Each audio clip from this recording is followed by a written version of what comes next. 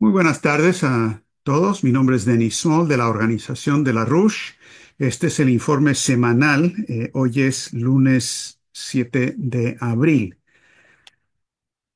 Ahora, en estos momentos de gran crisis internacional, tenemos que hacer la pregunta, bueno, ¿cuál es la situación más peligrosa de todas de las que enfrentamos? Por supuesto, sigue habiendo un gran peligro en torno a Irán, donde existe la posibilidad de que convenzan los neoconservadores a Donald Trump de que tiene que lanzar un ataque para disque decapitar a Irán, lo que terminaría decapitándolo a él y a su gobierno.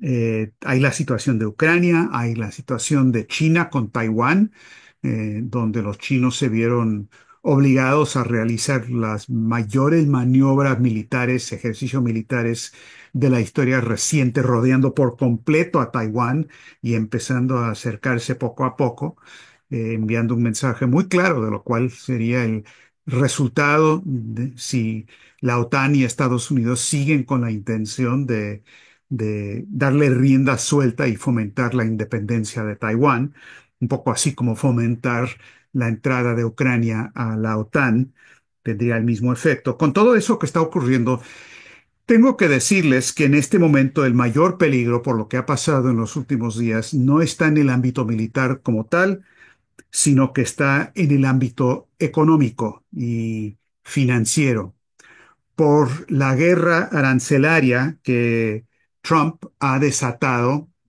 por recomendación de sus asesores. Eh, Él anunció, como ustedes saben, una política de imponer aranceles por parte de Estados Unidos, según él, que correspondan a la mitad de los aranceles que los otros países le imponen a los productos norteamericanos. Ahora, esto es una mentira descarada, porque el cálculo que hacen de los supuestos aranceles que otros imponen no tiene nada que ver con aranceles. Lo que están haciendo es que están tomando el total de las importaciones del país X que hacen de Estados Unidos, dividido por las exportaciones a ese país eh, por parte de Estados Unidos, cuando los países exportan más a Estados Unidos de lo que importan, que ocurren con muchos países, especialmente los pobres, esto es supuestamente un arancel implícito y por lo tanto Estados Unidos dice que va a imponer un arancel comparativo igual. Por ejemplo, el caso de Madagascar en África. Ellos exportan anualmente 733 millones de dólares de productos, minerales, materias primas y demás. Pero importan nada más 53 millones de Estados Unidos. ¿Por qué? Porque no tienen dinero para importar y necesitan dinero y por lo tanto están exportando todo, hasta lo que no. Esto quiere decir que la proporción, según este cálculo que han hecho los genios en economía de Trump, es el 93%, como si ese fuera verdaderamente un arancel, que no lo es, simplemente es un desequilibrio impuesto por el sistema financiero internacional. Y ese desequilibrio, o el disque arancel del 93%, ahora Trump dice que va a imponer un arancel en contra de países como Madagascar de la mitad de eso, el 10%, lo que sea mayor. Es un fraude absoluto y total, pero las consecuencias son peores que el fraude. Y para empezar a identificar eso, quiero mostrarles, les voy a pasar un extracto de un pequeño video de Lyndon LaRouche, de una charla que él tuvo con jóvenes en el 2002. Eh, Ahora, este es un extracto donde él habla de lo que es esta situación de desequilibrio comercial y de dónde viene. Ahora, vamos a pasar esto compartiendo pantalla con ustedes y tiene subtítulos en español. Ahí va. The Romans depended on loot, which they took from countries they'd conquered. And they became more and more degenerate at home, like the United States over the past 35 years. That's what I mean by saying we became a consumer society or a post-industrial society. So what we do is we now loot the world various ways. By the IMF is the chief instrument. We arbitrarily go into a country and devalue its currency. How is the currency devalued? It's by orders. By orders of international monetary authorities controlled by the British and the United States, chiefly. We devalue a currency. We arbitrarily increase the debt. Therefore, we loot the countries. We demand collection of debt. We take resource after resource, sell it to Anglo-American speculators and others, buy up the country, leave nothing for the people. So here we sit fat and happy, but not so happy, and too fat. We sit here living on other people's labor. We're parasites. Our current account deficit. We're sucking the blood of the world. How do we keep our markets up? We attract, by various mechanisms, we attract vast floods of financial investment in U.S. markets. We drive the market up. We print money like crazy. We get the Japanese to print crazy money, not play money, crazy money. The United States has now experienced a drop in its ability to maintain the current account deficit. The Bush administration has done the worst possible things in response to the crisis with its tax cut and other measures. This is absolute insanity. With the flow of funds into the United States is dropping. Only the central banks and printing press money is coming in to keep the market from collapsing. It's not because of what other countries are doing, it's what we're doing. This is a collapsing, doomed economy. This is the Roman Empire at the end phase. And we're trying to establish a worldwide military empire at the time we've lost the empire at home. So what we did is we have other people in other parts of the world as so-called cheap labor, supplying cheap products given to us by these means, for which we're not paying, as the current account deficit accounts. We're maintaining the appearance of income in the United States through debt, like mortgage debt in speculation, because people are hawking their mortgages for second, third terms to the benefit of Fannie Mae and Freddie Mac in order to get purchasing power for family income expenditures. When those houses come down in value, these people will have no job, they'll have a mortgage that could never be paid, they'll be evicted, and you will have mass evictions and mass ghost towns in areas where you now have Hollywood-style, plastic-covered tar paper shacks going at $500,000 to $1 million up in so-called nominal value.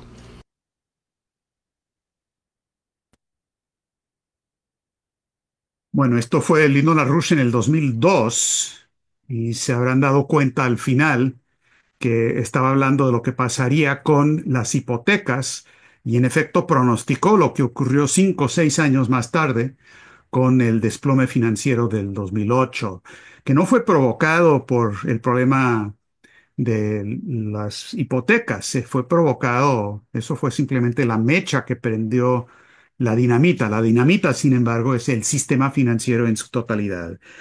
Entonces, LaRouche habló ahí en ese video y también en un escrito antes del 2001 sobre la defunción del importador de último recurso, donde LaRouche dijo: lo que se viene abajo ahora no es una economía, sino una vasta burbuja financiera cuya expresión económica principal es el papel del sistema financiero estadounidense como importador de último recurso para el mundo en general. Y LaRouche dijo: de hecho, el mundo viene sosteniendo hasta ahora una enorme burbuja financiera denominada en dólares estadounidenses, en gran medida para apuntalar el papel de importador de último recurso, que desempeña para buena parte del mundo la inflada e intrínsecamente quebrada economía estadounidense. Y termina preguntando: ¿qué pasa cuando esa burbuja financiera entre a su fase inevitable de desintegración en cadena? Eso es lo que ya está pasando. Ahora, la gravedad del momento actual no viene simplemente de la torpeza económica del cálculo que hacen de los aranceles, que es una mentira abierta. Uno no tiene que ser contador, ni físico, ni economista, ni nada para saber que ese cálculo es risible. Pero a lo que Trump supuestamente se está oponiendo en cuanto al orden actual es la intención deliberada de quienes organizaron este sistema para crear esa situación de déficit comercial de Estados Unidos como parte de esta gran burbuja financiera. A eso se refiere Lyndon LaRouche. Ahora, ¿qué pasa cuando Trump impone sus medidas y sus aranceles? Bueno, varios países temblando y con miedo comprensible, con un Panamá, México, Nigeria, casi cualquier país se va a poner a negociar a ver qué es lo que puede hacer. Pero China, cuando Trump amenaza y les impone aranceles, China no puede aceptar la negociación bajo esas condiciones, en las condiciones que está imponiendo Trump. Si hace eso, de ahí en adelante va a ser sujeto total a las amenazas y el chantaje total por parte de Estados Unidos. Es como si Rusia hubiera aceptado en su momento, bueno, está bien, vamos a permitir que Ucrania entre en la OTAN. Entonces China respondió imponiendo sus propios aranceles del 34% y además prohibiendo ciertas importaciones y demás, tal y como habían dicho que harían. Ahora, yo no sé si ustedes están enterados a esta hora. Es el lunes, por la tarde, en la hora de Washington, que estoy grabando este video y en esta reunión. Pero hoy en la mañana, hace 4 o 5 horas, Trump publicó algo en Truth Social donde dijo lo siguiente, dijo, ayer China emitió aranceles de represalia del 34%, a pesar de mi advertencia de que cualquier país que tome represalias contra los Estados Unidos mediante la emisión de aranceles adicionales por encima y más allá de su abuso arancelario a largo plazo de nuestra nación, abre paréntesis, ¿cuál abuso? Son víctimas. Sigue Trump. Ese país se encontrará inmediatamente con aranceles nuevos y sustancialmente más altos, por encima y más allá de los establecidos inicialmente. Y aquí viene la parte realmente preocupante. Por lo tanto, escribe Trump, si China no retira su aumento del 34 por encima de sus abusos comerciales ya, para mañana, 8 de abril del 2025, Estados Unidos impondrá aranceles adicionales a China del 50% a partir del 9 de abril. Y dice, además, todas las conversaciones con China en relación con sus reuniones solicitadas con nosotros serán terminadas. Las negociaciones con otros países que también han solicitado reuniones comenzarán inmediatamente. Gracias por su atención a este asunto. Bueno, una cosa es amenazar a pequeños países. No se debería hacer. Tendría que haber una, un respeto absoluto a la soberanía nacional. Pero hacer esto con China es un nivel de locura y de error. No sé qué eh, asesores le están recomendando esto, aunque sí sé y tengo una idea y vamos a hablar de eso, pero esto es una garantía de un choque total realmente peligroso para el mundo entero. Ahora, ¿qué va a pasar? Examinemos el argumento de los asesores de Trump. Y estos incluyen, por cierto, entre otros, Navarro, que es un librecambista total, pero también hay otro que se llama Steve Miran, que propone que lo que tiene que hacer Trump es imponer estos aranceles, forzar una reducción drástica de las importaciones de Estados Unidos de esta manera, provocar intencionalmente una recesión económica en Estados Unidos, utilizar eso para forzar y presionar a la Reserva Federal para que de nuevo baje las tasas de interés para parar la recesión o depresión que está ocurriendo y también dice Steve Miran con eso también emitir lo que ellos llaman bonos centenarios de la Reserva Federal de Estado, perdón, del Tesoro de Estados Unidos y forzar a los países que son tenedores de los bonos actuales de 2 años, de 90 días, de 10 años, forzarlos a todos a hacer un trueque, un cambio de esos bonos por los bonos centenarios, por 100 años, sin intereses o con un interés muy bajo. ¿Quién diablos va a hacer eso? ¿Quién lo va a aceptar? Pues solamente la gente que tiene la pistola en la sien y van a tener que responder de esa manera. Ahora, ¿quién es este Steve Miran? Miran es una creación, un producto en Harvard de Martin Feldstein de Harvard. Martin Feldstein fue el jefe de la Oficina de Investigación Económica por 20 años en Estados Unidos y también jefe del Comité de Asesores Económicos de Ronald Reagan por 2 años, del 82 al 84, si mal no recuerdo. Eh, y Feldstein es una de las personas que estaba totalmente a favor de recortes totales, recortes del presupuesto, recortes de todo lo posible. Fue el arquitecto de la idea de la privatización del seguro social. Dicho de otra manera, Martin Feldstein era uno de los primeros en promover el uso de motosierras en contra de la economía. Los de hoy, los Musk y los Milley, son advenedizos. Es gente que simplemente está siguiendo en esos pasos del gran Martin Feldstein, el que creó a Steve Bannon, que es el que está asesorando a Trump en todos estos asuntos. Ahora, si Trump está pensando que esto simplemente es una manera de negociar, yo sé que hay gente que piensa eso, porque Trump mismo dice, bueno, todo esto es para negociar. No se preocupen, es para negociar nada más. Y hay gente que piensa eso porque lo ha dicho o también porque tienen tanto miedo de lo que podrían ser las consecuencias reales de todo esto, es que prefieren creer que es así, como la gente que en el primer gobierno de Trump, que decían que, por ejemplo, las amenazas de John Bolton en contra de Corea del Norte no era para negociar nada más. Y claro, lo único que produjo eso fue el colapso total de las negociaciones que Trump sí estaba llevando a cabo con Corea del Norte. Pero igual, si es simplemente para negociar o si va en serio, no importa porque esto está desatando procesos reales incontrolables. Esto puede hacer que estalle la burbuja especulativa internacional de 2.000 billones de dólares de múltiples maneras. Veamos dos o tres. Número uno, ¿qué le pasa a los países del sur si ya no pueden exportar a Estados Unidos o si solamente pueden exportar la mitad? Si a Madagascar le dicen, ¿sabes qué? Ya no van a ser 700 millones, van a ser 300 millones nada más. ¿Qué va a pasar? En un 2x3 va a haber un incumplimiento de la deuda soberana de estos países, que de todas maneras, con todo y las exportaciones, están teniendo grandes problemas para pagar, porque el sistema fue creado de esta manera, tal y como lo dijo LaRouche. Esto es intencional. Estos países exportan como locos.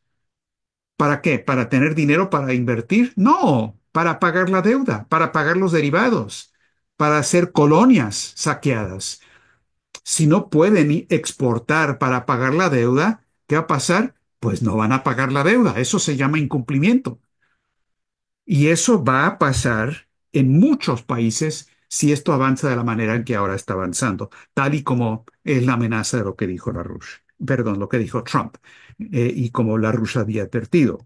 Número dos, van a haber quiebras de compañías y de productores, agricultores y demás en Estados Unidos, porque los precios de los insumos, esto no funciona como dicen en los libros de texto de economía. La producción es totalmente una red internacional integrada. Tú no puedes aumentar los impuestos de los automóviles de las partes importadas en 30%, 50%, sin causar una explosión total de inflación y bancarrota de las compañías estadounidenses mismas que tienen que importar. Y no les va a quedar remedio porque no van a haber y no hay productores estadounidenses para suplir esos requerimientos. No producimos ferrocarriles, no producimos máquinas herramienta, no producimos traductores, no producimos acero, no producimos nada. Somos un importador de último recurso en Estados Unidos. Y eso no se cambia así. Se requieren cambios profundos en la economía que proponemos en el Instituto Schiller, afines a lo que propone Hamilton, para poder resolver esto. Pero el desmontaje que está haciendo Trump va a provocar una oleada de bancarrotas internas en Estados Unidos. Lo mismo el tercero de los tres que quería señalar, deuda soberana externa, las compañías estadounidenses y luego el consumidor estadounidense, que tenemos exactamente el problema que la Rusia había identificado en el 2002. La gente se endeuda con la primera hipoteca, la segunda, la tercera y la cuarta para pagar los costos corrientes, no para invertir en mejorar su vida, para pagar los costos corrientes de vivienda, de escuela, de comida y demás. O se endeudan también con deuda de las tarjetas de crédito. Vean nada más las estadísticas de lo que está pasando con la deuda en tarjetas de crédito. Vean las tasas de interés que cobran en las tarjetas de crédito. 20%, 25%. Yo sé que en Brasil les encantaría tener un interés, tasa de interés en las tarjetas, los cartón, nada más del 25%. Pero para Estados Unidos eso es impresionante. Vamos a tener quiebras y bancarrotas e incumplimientos en el sector del consumidor. ¿Cuál va a ser el primero en hacer que estalle como reacción en cadena toda la burbuja? No sé. Todos a la vez, quizás. Ahora, el argumento de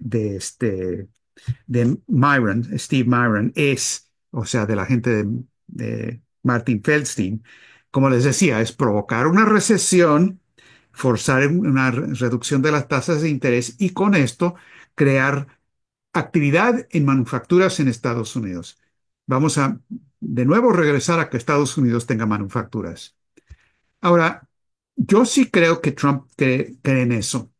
Yo lo creo sincero, no lo creo inteligente, lo creo sincero, lo creo astuto, no lo creo inteligente, porque no se puede aumentar las manufacturas y la producción producción industrial en un país simplemente con aranceles.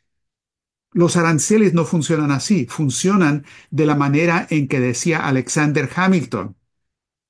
Tienen que ir asociados para defender y crear una industria naciente, recién nacida en un país, no para recaudar fondos, no para sacar dinero, pero tiene que ir para proteger una industria acoplado de dos cosas adicionales. Primero, crédito dirigido a fomentar con bajas tasas de interés la actividad productiva. Número dos, aumentos de la tecnología para que aumente la productividad físico-económica. Eso es lo más esencial de Hamilton. Aranceles por cuenta propia nada más no sirven. Tiene que ir acoplado de crédito dirigido y avances en la tecnología y la productividad. En Estados Unidos no hay crédito dirigido a la productividad. Tenemos crédito dirigido. Va dirigido a la burbuja especulativa. La canalización, el crédito va dirigido a Wall Street y la City de Londres. Punto y aparte. Aumento de la tecnología, olvídenlo. Producir un ferrocarril de alta velocidad en Estados Unidos, ¿eso qué es? Hay que hablarle a los chinos, por favor, vengan a construir eso. Nosotros ya no sabemos lo que es eso. Y lo mismo con todo. Entonces, la idea de que automáticamente o por arte de magia, moviendo la varita mágica, y imponiendo aranceles, con eso va a aumentar las manufacturas en Estados Unidos. Bueno, muy sincero, pero muy estúpido. Eso no va a ocurrir. Lo que va a ocurrir es la política pronunciada décadas atrás por la City de Londres y por la Comisión Trilateral específicamente de desintegración controlada de la economía. Esa frase, desintegración controlada, es la frase utilizada en los informes de la Comisión Trilateral hace 20 años. Y lo único que va a ocurrir es un desmontaje de la economía física, a la vez que se canalizan más recursos con bajas tasas de interés hacia la burbuja especulativa. Esto es una política desastrosa, totalmente desastrosa, y además provocar una guerra comercial con China. El peligro aquí es lo que dijo eh, el asesor especial de Lula, Celso Amorín. Él dijo lo siguiente en una entrevista el 1 de abril con el diario brasileño Valor Económico. Dijo, la forma en que Trump ha estado actuando en la esfera comercial podría empujar a grandes países de la región como Brasil y Colombia a la esfera de influencia de China, dijo Amorín. Eso es totalmente cierto. Y abro paréntesis aquí, lo que va a pasar con esta política comercial es lo que pasó cuando empezaron a usar el dólar como instrumento de guerra, es decir, con las sanciones, con el robo del dinero depositado por Rusia o Irán, pues todo el país, todo el mundo, todos los países del sur, para defenderse, empezaron a desdolarizarse. Lo que va a pasar ahora es un proceso parecido pero en el área de movimientos físicos de productos comerciales. Es decir, va a haber también ese tipo de viraje, separación, porque no les queda de otro. Si no pueden comerciar con Estados Unidos, pues van a encontrar otra manera de hacerlo. Pero Amorim señala algo muy significativo. No solamente eso. Dice, aquí tenemos un problema. Dice, la fragmentación cada vez mayor del sistema internacional, esto nos puede llevar al mundo a dividirse en tres grandes polos de poder. Estados Unidos, China y Rusia. No sé por qué dice tres, realmente China y Rusia van juntos, pero dice, Amorim advierte que esta reconfiguración podría dar lugar a esferas de influencias fijas y dijo, ese es el riesgo que corremos. Por eso tenemos que trabajar duro en unir a América Latina y su relación con África, dijo. Ahora, ¿por qué lo denomina un riesgo? Bueno, porque lo es. Porque si simplemente permitimos la eh, la separación del mundo en bloques de esta manera, y si creamos una situación de conflicto entre Estados Unidos por un lado y el resto del mundo, encabezados por los BRICS y China y Rusia en particular, si no resolvemos este problema que tenemos en Estados Unidos y en Europa, lo más probable es que esto nos lleve a una guerra nuclear. Y si no a una guerra nuclear, al equivalente de eso en el mundo económico y financiero. Todo esto se los digo y lo estamos diciendo aquí en Estados Unidos, donde es muy importante porque tenemos que producir un cambio en este país, en Estados Unidos, para que regrese a la política de Hamilton, de Lincoln, de Roosevelt, de LaRouche, y para que reconozca que la solución no está en el ámbito del dinero. No hay movimientos posibles de dinero que puedan resolver la situación. Requiere un cambio de la economía física y regresar a un sistema donde el bien del otro produce bien para nosotros. La idea del Tratado de Westfalia. Si a ustedes esto les parece utópico, o si tienen amigos que le van a decir a ustedes, no, eso es utópico, entonces díganles, bueno, entonces mejor nos despedimos de nuestros hijos y de nuestros nietos, porque este mundo se va a acabar. Si eso es utópico y no podemos parar la dirección actual de esta confrontación, no va a quedar mundo. Se puede hacer, se tiene que hacer, hay historia que nos indica cómo hacerlo. Lo que hace falta es que haya gente que tenga eh, la, la confianza de que es factible, comunicar ese optimismo y tener el valor para decir cosas contrarias a lo que piensa todo el mundo. Hay que decir las cosas lo que la gente dice es incorrecta y falsa, si lo es, cuando lo que está en juego es algo tan importante y tan profundo como esto que estamos hablando. Entonces, todo esto se abordará en la conferencia del 24-25 de mayo del Instituto Schiller, al que todos ustedes quedan invitados. no solamente invitados, sino convocados, porque es una discusión internacional con figuras importantes a nivel internacional para deliberar sobre esta cuestión de cómo crear una nueva arquitectura de seguridad y desarrollo. Porque si no hacemos eso, no hay solución. Y los peligros muy reales que conlleva la situación de Irán, también la de Ucrania, que hemos elaborado en otros momentos, siguen siendo peligros muy grandes, como también con la visita de Netanyahu a Estados Unidos y sus reuniones con Trump en este momento, con el deseo inapagable de Netanyahu de lograr convencer a Trump de que lance una guerra en contra de Irán justo en los momentos cuando Netanyahu está llevando a cabo un genocidio en Gaza que es un mes que no ha permitido que entre nada ahí, están bombardeando y matando a la gente y limpiando a diestra y siniestra.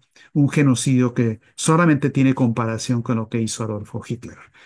Y esa es la verdad. Cuesta decirlo, cuesta políticamente decirlo, porque eso no se considera como algo aceptable hoy en día en muchos círculos, pero es la verdad. Sin embargo, con todo y eso, en este momento, lo que es más importante que la gente tiene que entender para poder llegar a una solución es la crisis que ahora sí ha estallado por lo que Lyndon LaRouche llamó la defunción del importador de último recurso.